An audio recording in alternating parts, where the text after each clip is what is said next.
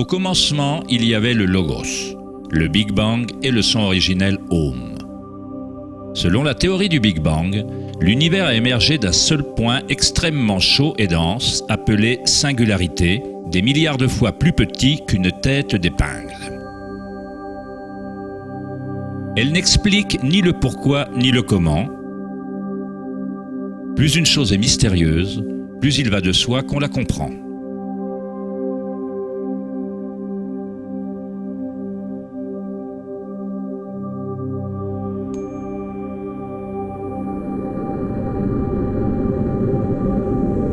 On croyait que la gravité finirait soit par ralentir l'expansion de l'univers, soit par le contracter dans un Big Crunch.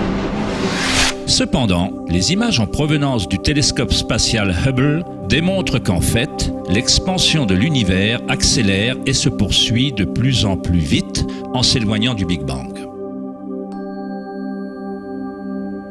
D'une certaine façon, l'univers contient plus de masse que la physique ne l'avait prédit.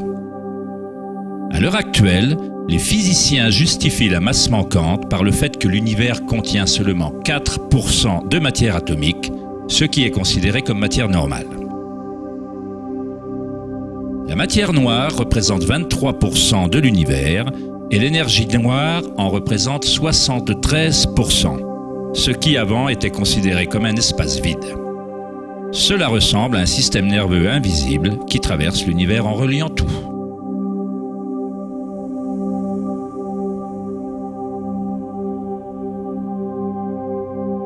Les anciens professeurs de védisme enseignaient le Nada Brahma. L'univers est vibration. Le champ vibratoire est la source de toute expérience spirituelle véritable et de toute enquête scientifique. Il s'agit du même champ énergétique que des saints, des bouddhas, des yogis, des mystiques, des prêtres, des chamans, des devins ont observé par l'introspection. On l'a appelé l'Akasha, le son originel Om, les perles du collier d'Indra, l'harmonie des sphères et de milliers d'autres noms lui furent attribués à travers l'histoire.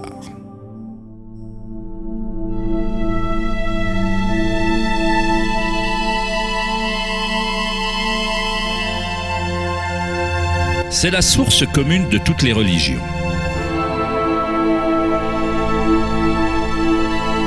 Et le lien entre nos mondes intérieurs et extérieurs.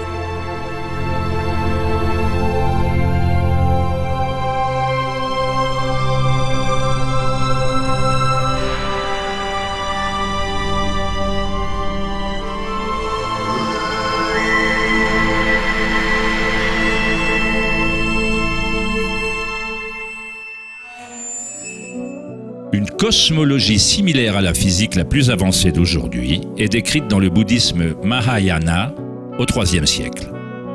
La métamorphose des perles du collier d'Indra sert à décrire un bien plus vieil enseignement du védisme qui illustre la manière dont l'univers a été tissé. Indra, le roi des dieux, a donné naissance au soleil et il déplace les eaux et les vents. Imagine une toile d'araignée s'étirant dans toutes les directions. La toile est tissée à partir de gouttes de rosée dont chacune contient la réflexion de toutes les autres et chacune des gouttes réfléchies contient les réflexions de toutes les autres gouttelettes. Toute la toile se réfléchit et ainsi de suite à l'infini. On pourrait décrire la toile d'Indra comme un univers holographique dans lequel même le plus infime flot de lumière contient le modèle intégral de l'ensemble.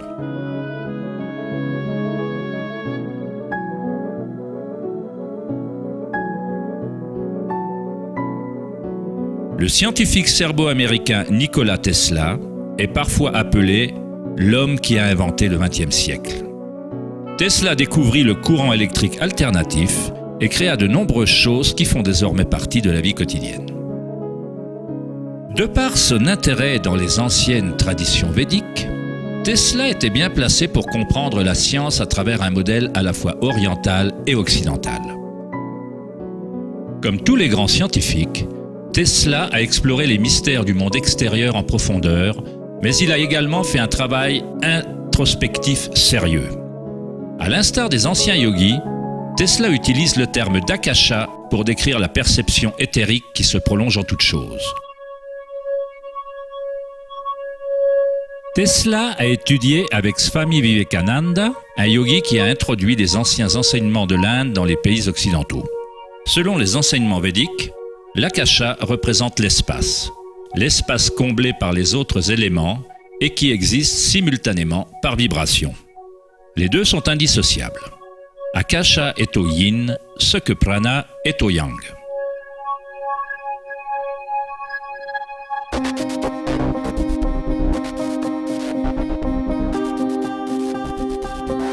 La fractale est une idée moderne permettant de conceptualiser l'akasha ou la substance primaire. Il a fallu attendre les années 80 pour que la technologie informatique permette de visualiser et reproduire mathématiquement les modèles de la nature. Le terme fractal a été introduit par le mathématicien Benoît Mandelbrot, qui a étudié certaines équations simples qui, répétées, créent une quantité infinie de formes mathématiques ou géométriques variables dans un cadre limité. Une fractale est une forme géométrique brute, divisible, dont chaque partie représente approximativement une copie réduite du modèle complet, une propriété qu'on appelle autosimilarité.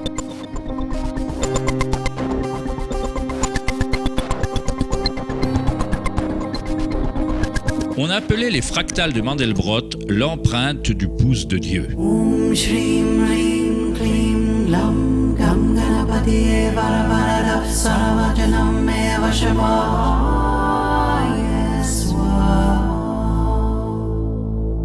On perçoit une œuvre d'art créée par la nature elle-même. En pivotant l'image de Mandelbrot d'une certaine façon, on obtient une image qui ressemble à peu près à une divinité hindoue ou à un Bouddha, appelée l'image Bouddha-Brot.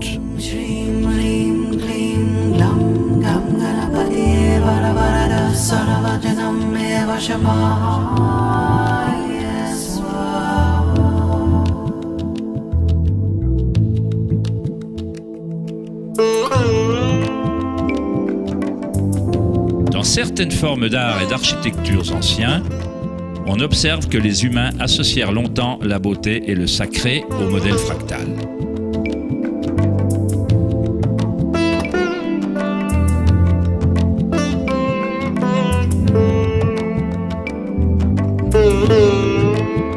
Pourtant, chaque partie d'une extrême complexité contient la semence recréant le tout. Les fractales modifièrent l'opinion des mathématiciens sur l'univers et sur son fonctionnement.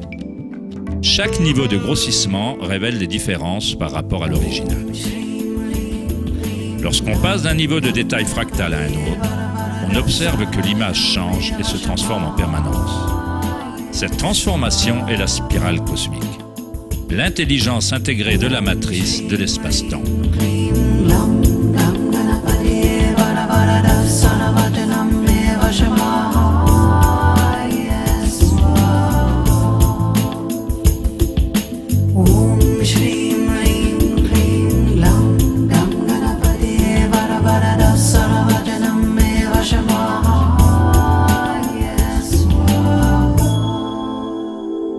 Les fractales sont en elles-mêmes un chaos de bruit et d'ordre. Lorsque l'esprit reconnaît ou définit un modèle, il se concentre dessus comme sur une chose. On essaie de le trouver beau, mais pour garder le modèle à l'esprit, il faut repousser le reste de la fractale.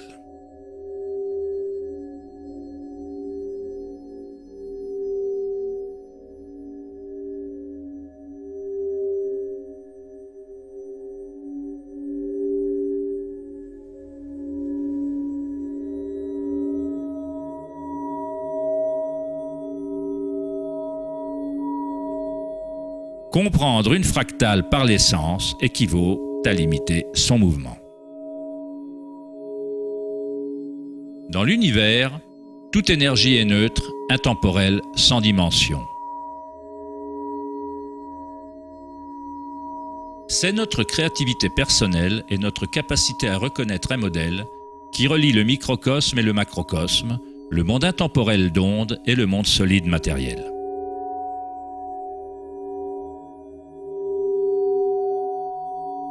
L'observation est un acte créatif qui passe par la limite inhérente à la pensée.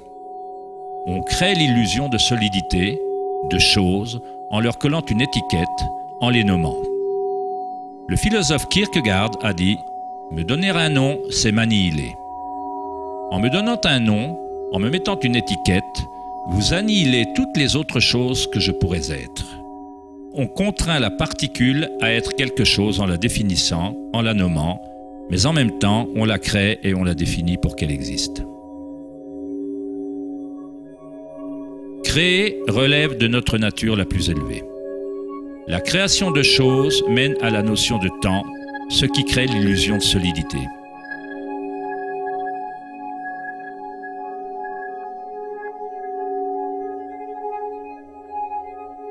Einstein fut le premier scientifique à se rendre compte que ce que l'on considère comme de l'espace vide n'est pas le néant. Il a des propriétés, une quantité presque inconcevable d'énergie intrinsèque à la nature de l'espace. Le célèbre physicien Richard Feynman déclara un jour « Il y a suffisamment d'énergie dans un seul mètre cube d'espace pour faire bouillir tous les océans du monde. » Les maîtres en méditation savent que le plus grand pouvoir règne dans le calme. Le Bouddha donna pourtant un autre nom à la substance élémentaire. Il la nomma Kalapa. Ce qui ressemble à de fines particules ou vaguelettes, s'élevant et s'éloignant des trillions de fois à la seconde.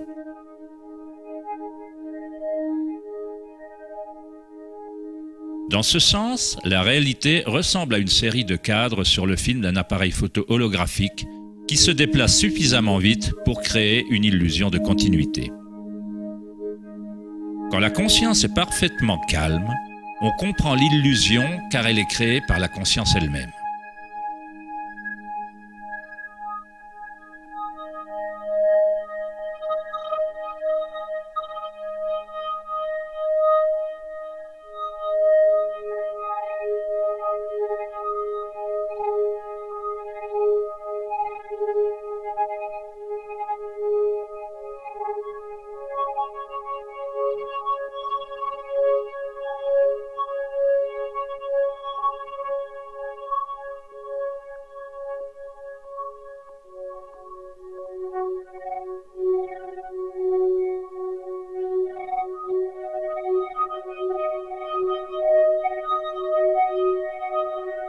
Dans les traditions orientales anciennes, on comprend que tout est vibration depuis des millénaires.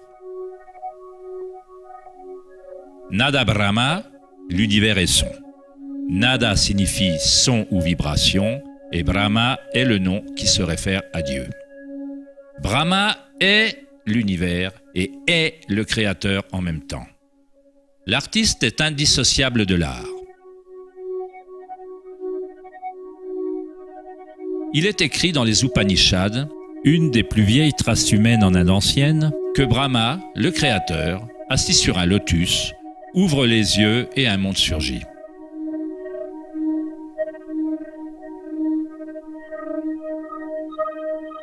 Brahma ferme les yeux et un monde s'éteint.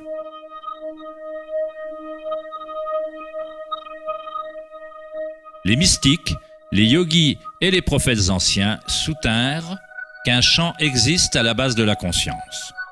Le champ akashique ou les annales akashiques, où toutes les informations, toutes les expériences passées, présentes et futures existent dans ce moment et pour l'éternité.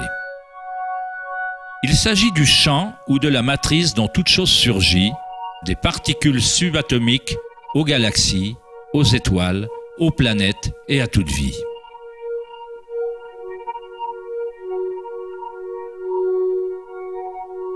On ne perçoit jamais rien dans son entièreté, car tout est constitué de couches superposées de vibrations qui changent sans cesse, échangeant des informations avec Akasha.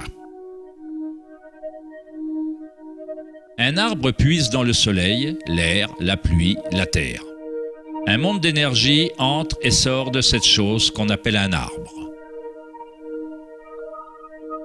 C'est quand l'esprit est au repos qu'on voit la réalité telle qu'elle est. Tous les aspects ensemble, l'arbre et le ciel et la terre, la pluie et les étoiles ne sont pas dissociés.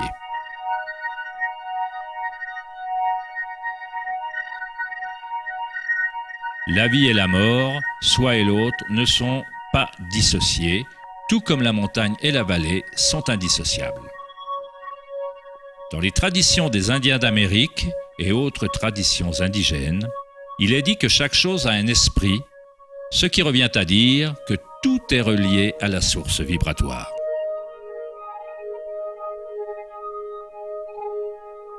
Il y a une conscience, un champ, une force qui se déplace à travers tout.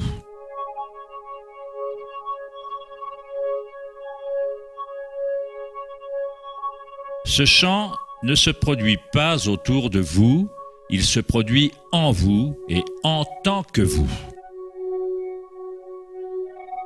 Au réveil, après un rêve, vous vous rendez compte que tout dans ce rêve était vous. C'est vous qui le créiez. La soi-disant vie réelle n'est pas différente. On est chacun et chaque chose. La conscience qui regarde par chaque œil, sous chaque pierre,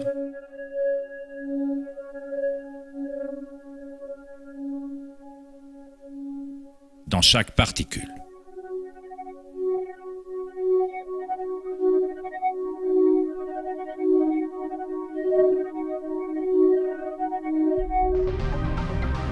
Les chercheurs internationaux du CERN, le laboratoire européen pour la physique des particules, recherchent ce champ qui se prolonge en toutes choses.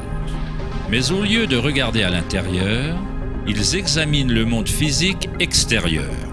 Les chercheurs du laboratoire CERN à Genève, en Suisse, ont annoncé avoir trouvé le boson de Higgs ou la particule de Dieu.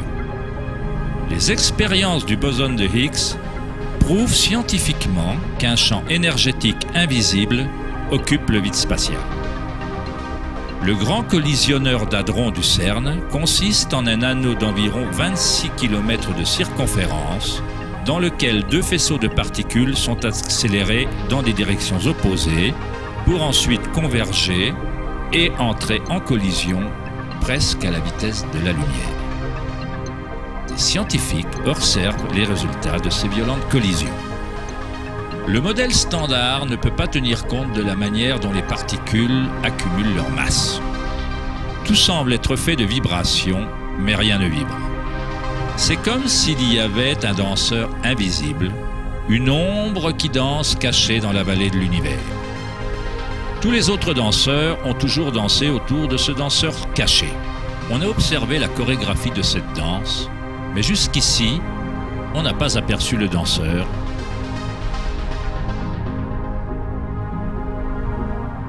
La soi-disant particule de Dieu, les propriétés de la base matérielle de l'univers, le cœur de la matière qui tiendrait compte de la masse et de l'énergie inexpliquée entraînant l'expansion de l'univers.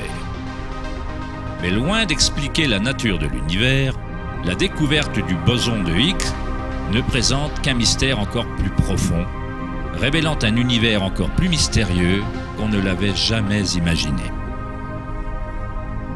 La science s'approche du seuil entre la conscience et la matière. L'œil avec lequel on regarde le champ originel et l'œil avec lequel le champ nous regarde est un seul et même œil.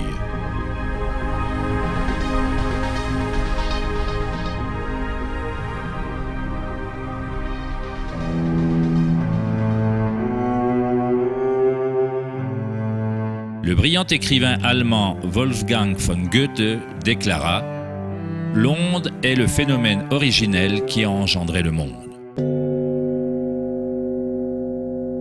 La cymatique est l'étude du son visible. Le mot cymatique vient de la racine du mot grec cyma qui signifie onde ou vibration.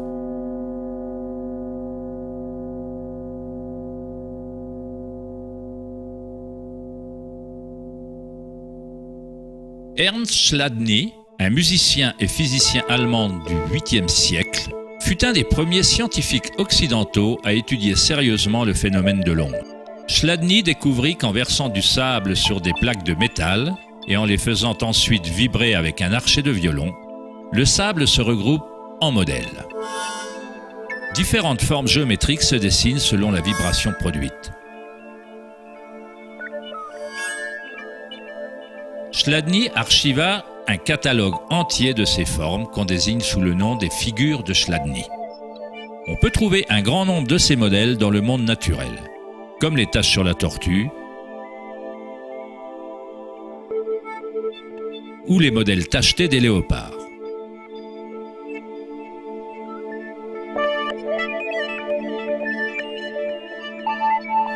Étudier les modèles de Chladni ou la cymatique est la manière secrète dont les fabricants de guitares de haute gamme, de violons et d'autres instruments déterminent la qualité du son de leurs instruments.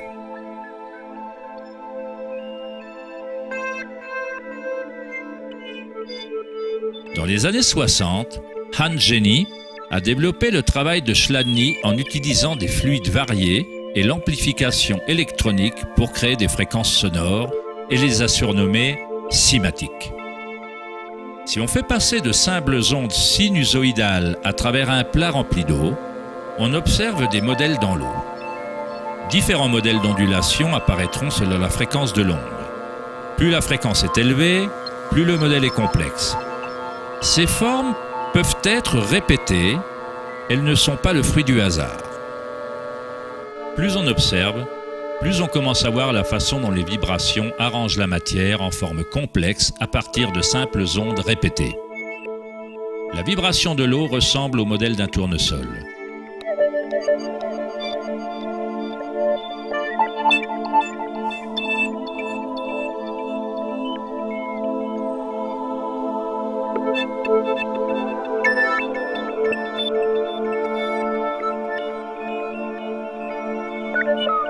On obtient un modèle différent en changeant simplement la fréquence du son.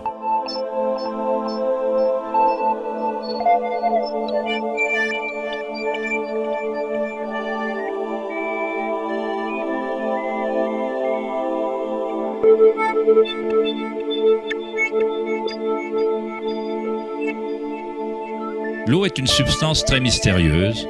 Elle est extrêmement sensible, c'est-à-dire qu'elle réceptionne et maintient la vibration.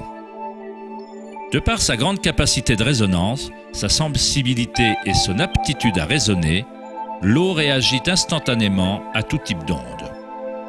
L'eau vibrante et la terre constituent la majorité de la masse des plantes et des animaux. On peut facilement observer la façon dont les vibrations dans l'eau créent des modèles naturels reconnaissables, mais en y ajoutant des solides et en augmentant l'amplitude, des choses encore plus intéressantes se produisent. En ajoutant de la fécule de maïs à l'eau, un phénomène plus complexe se produit.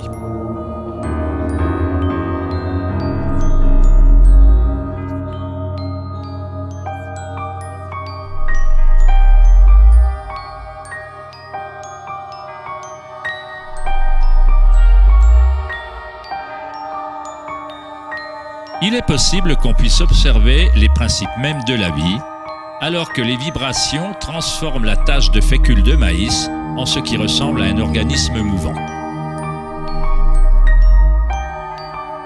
Le principe d'animation de l'univers est décrit dans chaque grande religion, utilisant des mots qui reflètent la compréhension de cette période de l'histoire.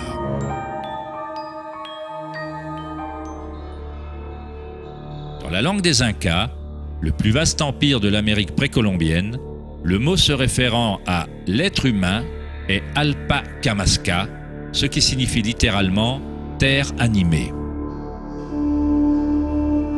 Dans la Kabbale, ou le mysticisme juif, on parle du nom divin de Dieu. On ne peut pas dire le nom, on ne peut pas le dire car c'est une vibration omniprésente. Tous les mots, tout est matière, tout est le mot sacré. Le tétraèdre est la forme géométrique tridimensionnelle la plus simple qui soit. Il faut au moins 4 points pour qu'une chose soit une réalité physique. La structure du triangle est le seul modèle autostabilisant de la nature.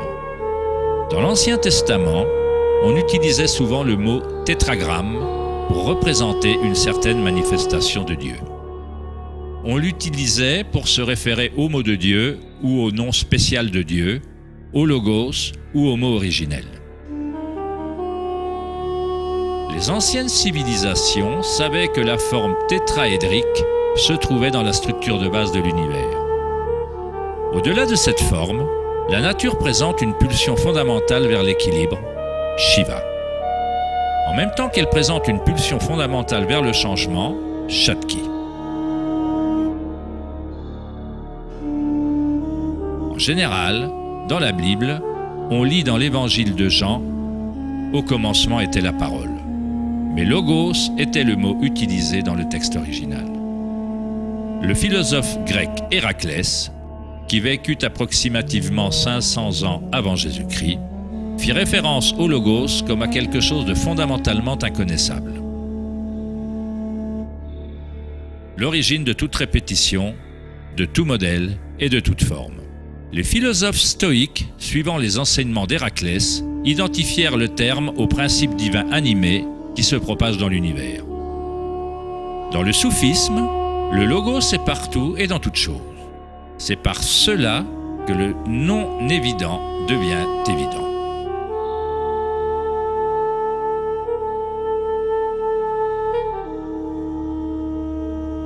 Dans la tradition hindoue, Shiva Natarja signifie littéralement « Seigneur de la danse ». Le cosmos entier danse au son du tambour de Shiva. Tout est empreint d'eux ou âme animée par cette pulsation. Le monde ne peut continuer à évoluer et à changer qu'à la condition que Shiva danse, sans quoi il retombera dans le vide. Alors que Shiva est représentatif aux yeux de notre conscience qui témoigne, Shakti est la substance ou la chose du monde. Alors que Shiva médite, allongé, Shakti tente de le faire bouger et de le faire danser. À l'instar du yin et du yang, le danseur et la danse ne font qu'un.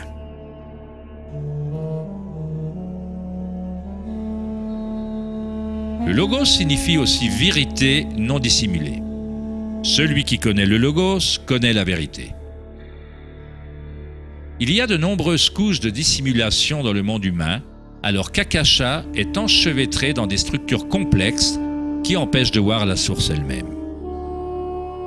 Comme un jeu de cache-cache divin, on se cache depuis des millénaires en finissant par oublier le jeu complètement.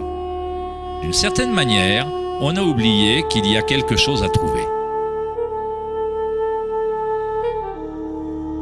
Le bouddhisme enseigne la perception directe du logos, du champ du changement ou de l'impermanence en soi par la méditation. En observant son monde intérieur, on ressent des sensations et des énergies de plus en plus subtiles au fur et à mesure qu'on augmente sa concentration. Quand on se rend immédiatement compte de l'anika ou de l'impermanence à l'origine de la sensation, on se libère de l'attachement aux formes extérieures éphémères. À partir du moment où on se rend compte qu'un champ vibratoire est à l'origine commune de toutes les religions, comment peut-on dire « ma religion » ou « c'est mon son originel Om, mon chant quantique ».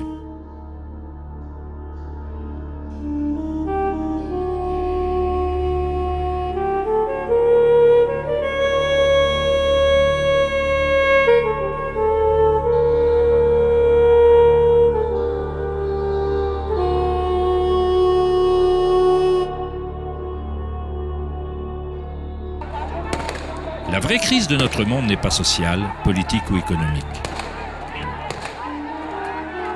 Il s'agit d'une crise de conscience, d'une incapacité à ressentir directement notre vraie nature.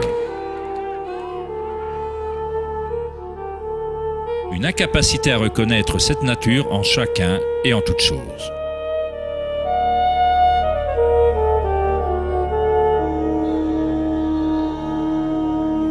Dans la tradition bouddhiste, le bodhisattva désigne celui qui détient la nature éveillée de Bouddha. Un bodhisattva fait le vœu d'aider chaque être de l'univers à s'éveiller, à se rendre compte qu'il n'y a qu'une seule conscience. Pour éveiller son soi intérieur, il faut éveiller tous les êtres.